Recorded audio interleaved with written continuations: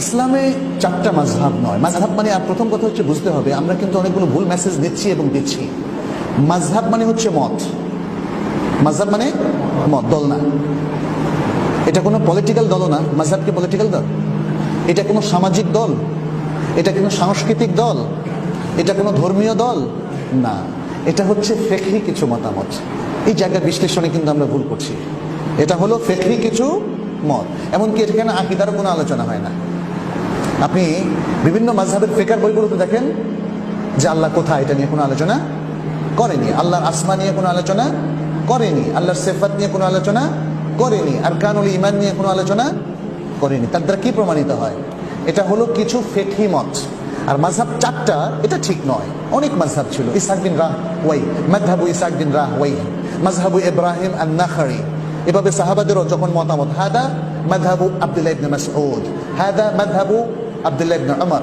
তার মানে হচ্ছে মত, দল না, মত। মাযহাব হলো ফিকহি মত। এই ফিকহি মত কোনো কালেই চারটার, আজও চারটার মধ্যে সীমাবদ্ধ নয়, অনেকগুলো মত। আমরা ভুলভাবে ব্যাখ্যা করছি। এক। সেকেন্ড হচ্ছে আসলে কোরআন হাদিস ভিত্তিক কিনা। যদি বলেন যে একজন ব্যক্তির সমস্ত মত কোরআন হাদিস ভিত্তিক, এটা ভুল। একজন ব্যক্তি নবীদের মতো মাসুম নন। ইসমত কার জন্য? নবী আম্বিয়াদের জন্য। অতএব ব্যক্তির জন্য কোনো ইসমত সাব্যস্ত হবে না। অতএব কোনো একজন ব্যক্তির মাযহাব এটা নির্ভুল নয়, এটা 100% কোরআন হাদিস নির্ভর নয়। তবে আরেকটা জিনিস বলি, যতগুলো মাযহাব আছে, তাবেঈনদের মাযহাব, তাবুত তাবেঈনদের মাযহাব, পরবর্তীতে যেমন ইমাম আবু হানিফা, ইমাম মালিক, ইমাম শাফিঈ, ইমাম আহমদ ইবনে হাম্বল রাহিমাহুমুল্লাহ আজমাইন, এদের তাদের প্রত্যেকের মাযহাব, তাদের মূলনীতি ছিল কোরআন সুন্নাহ। কিন্তু প্রত্যেকটা মাযহাবে তারা কি নির্ভুলভাবে কোরআন সুন্নাহর ফলো করতে পেরেছেন? অবশ্যই না। এটা তারাও দাবি করেননি, তারাও দাবি করেননি। আজকাল যদি কোনো ফলোয়ার দাবি করে থাকে, সেটা তাদের জ্ঞানের সংকীর্ণতা, চিন্তার সংকীর্ণতা।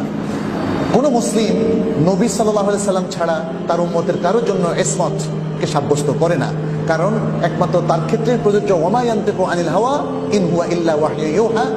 আর ইমাম মালিক রাহিমাহুল্লাহ, তিনি ইমামু আহলিল মদিনা, ইমামু দারুল হিজরা ছিলেন। তিনি মসজিদে নববীতে বসে দার্স দিতেন। রাসূল সাল্লাল্লাহু আলাইহি সাল্লামের কবরের কিছুটা দূরে তিনি দার্স দিতেন আর বলতেন, কুল্লু ইউখাযু মিন কাউলিহি ওয়া ইউরাদ্দু ইল্লা সাহিবা হাদাল কবর।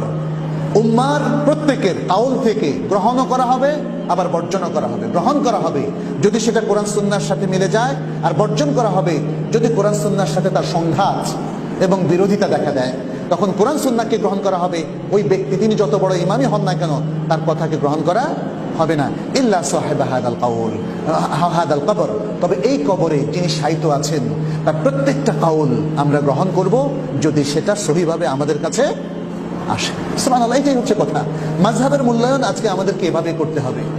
মাযহাবের যাদেরকে বাণী বলা হয়, তারা আসলে বাণী ছিলেন না। তারা কেউ বলেন নাই যে আমি একটা মাযহাব করে গেলাম। তারা বলে গিয়েছেন ইদা সাহহাল হাদিসু ফাহুয়া মাযহাবি। বাস আজকে আমাদেরকে, মুসলিমদেরকে এভাবেই যদি তাদেরকে আমরা মূল্যায়ন করি, তাহলে তারাও বেঁচে যান, আমরাও বেঁচে যাই।